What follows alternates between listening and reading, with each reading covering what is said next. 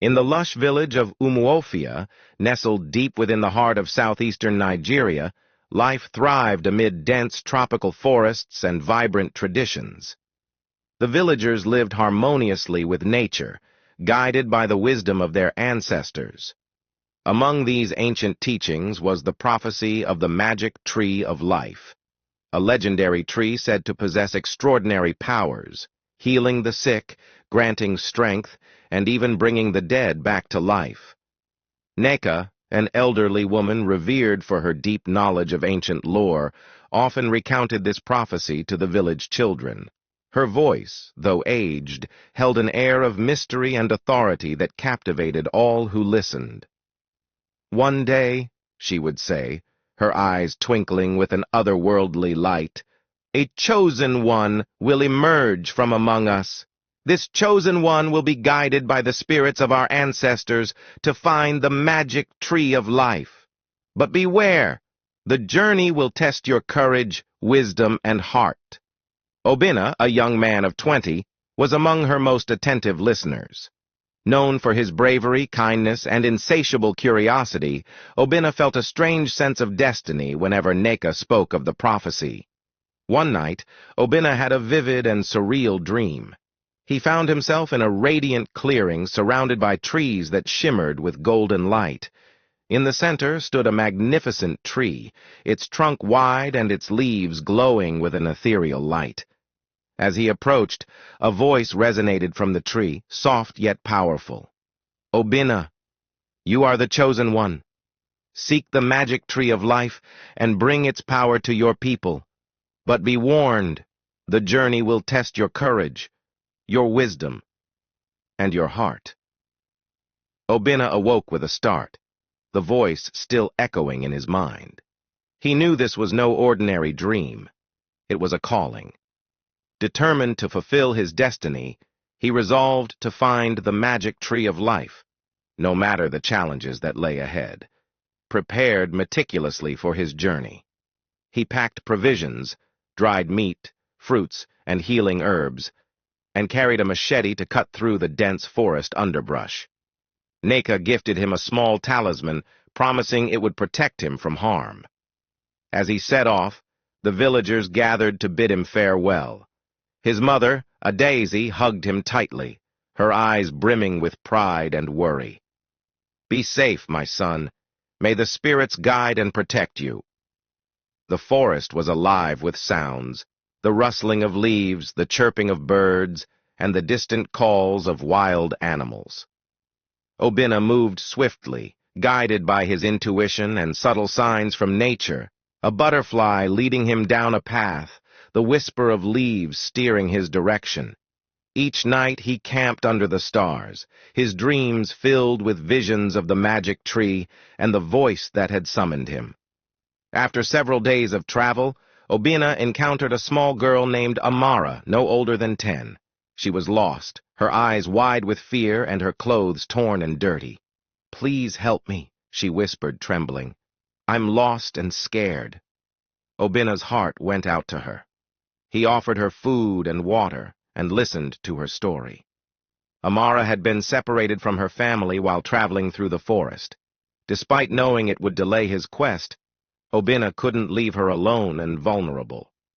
For 2 days, they searched for Amara's family.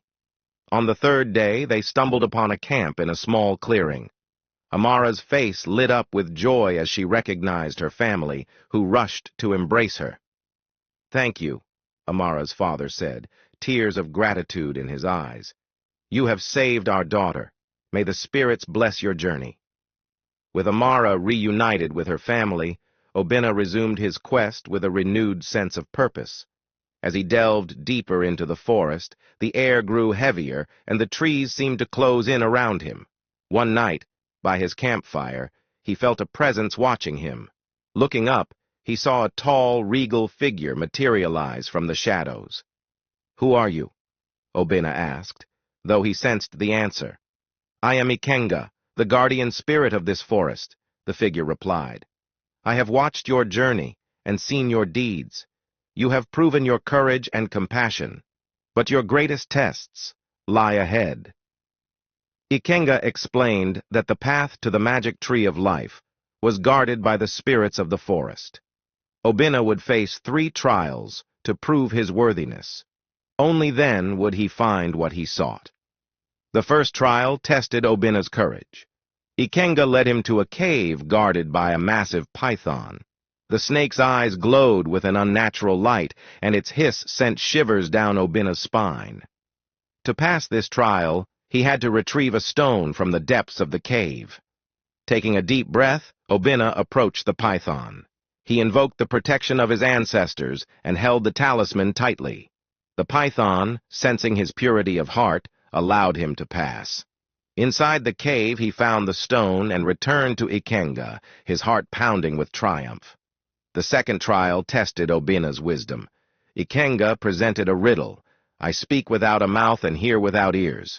I have no body, but I come alive with the wind. What am I? Obinna pondered the riddle, recalling the lessons of his childhood. You are an echo, he answered confidently. Ikenga nodded in approval, impressed by his quick thinking. The final trial tested Obinna's heart. He was led to a clearing where a young deer lay trapped in a hunter's snare. The deer was weak and frightened, its eyes pleading for help. Knowing that freeing the deer could bring the hunter's wrath upon him, Obinna couldn't ignore its suffering. He carefully released the deer, soothing it with gentle words and healing herbs. As the deer bounded away, Ikenga appeared once more. You have shown great courage, wisdom, and compassion, Obinna. You are truly worthy of the magic tree of life. Follow me, and I will take you to it. Ikenga led Obinna through the forest, the trees parting before them as if acknowledging their passage. They reached a hidden valley bathed in golden light. In the center stood the magic tree of life, its branches shimmering with an ethereal glow. Obinna approached the tree with reverence, feeling its immense power radiating around him. He touched the trunk, and a surge of energy flowed through him, filling him with strength and clarity. The voice from his dream spoke once more. Obinna, you have found the magic tree of life. Use its power wisely and for the good of your people. Remember, true strength comes from within, and the greatest power is the ability to heal and protect those you love. Obinna nodded, tears of gratitude streaming down his face.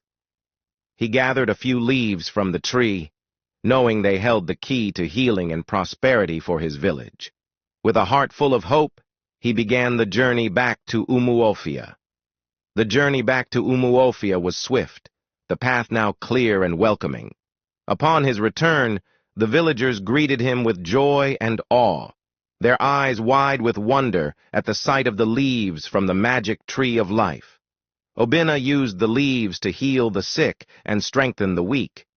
The village thrived, and tales of the magic tree of life spread far and wide. Obinna's bravery and selflessness became legendary, and he was celebrated as a hero. Obinna never forgot the lessons of his journey. He continued to explore the forest, guided by the spirits and the wisdom of his ancestors. He always remembered the voice that had called him, reminding him that true power came from within, and that the greatest magic was the ability to love and protect those he cared for. In time, Obinna passed on his knowledge and stories to the next generation, ensuring that the legacy of the magic tree of life would live on. And so, the prophecy continued to inspire hope and courage in the hearts of the people of Umuofia for generations to come.